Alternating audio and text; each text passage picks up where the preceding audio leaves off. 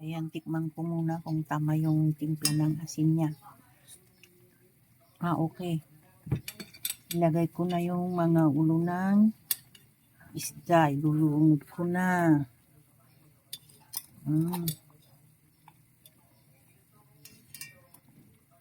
Mga ulo ng isdang ilalagay ko.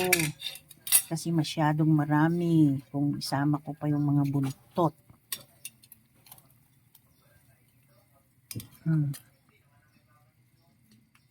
Marami kasi kami dito. 5 piraso yung ulo ng tilapia.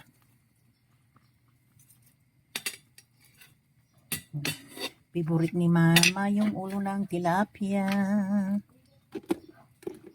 Hindi ako naglalagay ng patis kasi bawal. Bawal sa may sakit, lalo na yung may operasyon. Ayan. Kulo-kulo lang ng konti.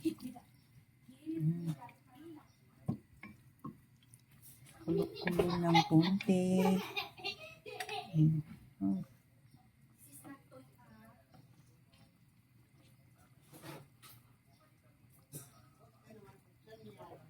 Ayan. O yan, ready.